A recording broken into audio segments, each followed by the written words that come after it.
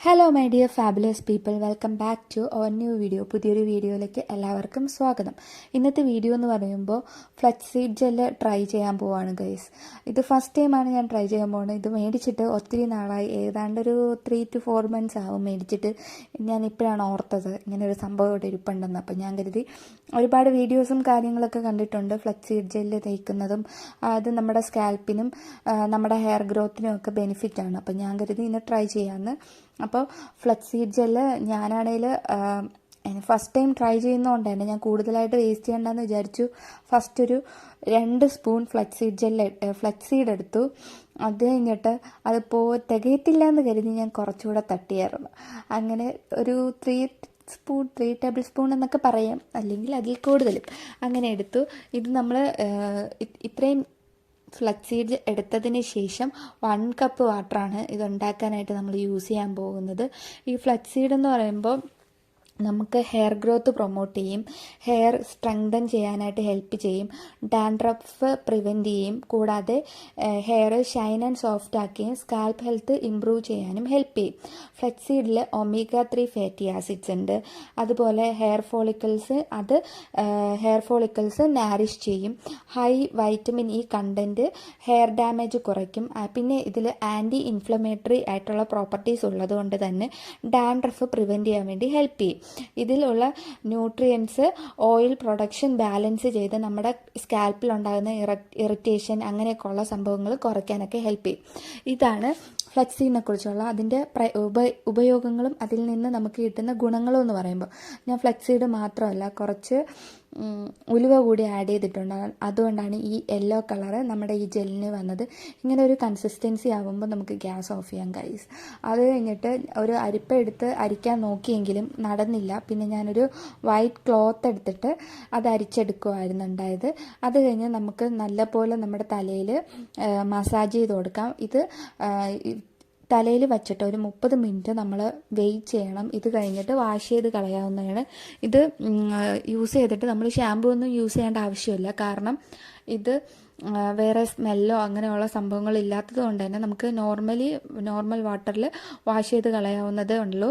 അതുമാത്രമല്ല, നമ്മൾ നല്ലപോലെ സ്കാൽപ്പ് മസാജ് ചെയ്ത് കൊടുക്കണം ഇത് തലയിൽ പുരട്ടിയതിന് ശേഷം. കാരണം നമ്മുടെ സ്കാൽപ്പിലുള്ള ബ്ലഡ് സർക്കുലേഷൻ കൂട്ടാനും നമ്മുടെ ഹെയർ ഗ്രോത്ത് കൂട്ടാനും ഇത് ഹെൽപ്പ് ചെയ്യും. പിന്നെ എനിക്ക് കുറച്ച് ഹെയറേ ഉള്ളൂ, അതുകൊണ്ട് എനിക്ക് ഇത്രയും മതിയായിരുന്നു. അത് തികഞ്ഞിട്ടുണ്ടായിരുന്നു. നിങ്ങൾക്ക് കൂടുതൽ വേണമെങ്കിൽ എടുക്കാം. പിന്നെ ഈ തലയിൽ ഒത്തിരി നേരം ഇങ്ങനെ ഉള്ള തണുപ്പൊക്കെ ഉള്ള സംഭവങ്ങൾ തലയിൽ ഇട്ടിട്ട് പനി, ചുമ, ജലദോഷമൊക്കെ വരുന്നവരാണെങ്കിൽ ഇത് കഴിവതും ഒഴിവാക്കാൻ ശ്രമിക്കണം. ഇതൊന്നും ഇട്ടിട്ട് നിങ്ങൾക്ക് അസുഖം പിടിച്ച് വെക്കണ്ട. നിങ്ങൾക്ക് ഓക്കെ ആണെങ്കിൽ നിങ്ങളുടെ സ്വന്തം റിസ്കിൽ ഇത് യൂസ് ചെയ്യാവുന്നതാണ്. അല്ലാണ്ട് ഞാൻ പറഞ്ഞു എന്ന് പറഞ്ഞിട്ട് എടുത്ത് തേച്ച് പനിയും ജലദോഷവും ഒന്നും വരുത്തി വെക്കരുത്. നിങ്ങൾക്ക് അത് പറ്റാത്ത കാര്യമാണെങ്കിൽ ചെയ്യാതിരിക്കുക. ഇത് നല്ലപോലെ മസാജ് ചെയ്ത് കൊടുക്കണം. എന്നിട്ട് 30 minutes വെയിറ്റ് ചെയ്യുക. അത് കഴിഞ്ഞിട്ട് വാഷ് ചെയ്ത് കളയാവുന്നതാണ്.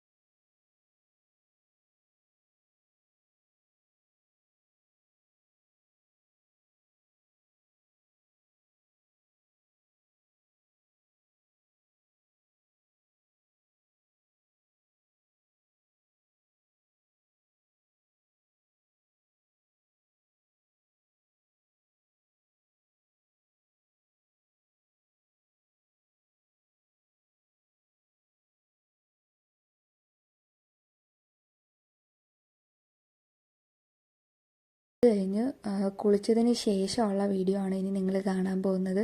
നല്ല സോഫ്റ്റ് ആൻഡ് ഷൈനി ആയിട്ടുണ്ടായിരുന്നു.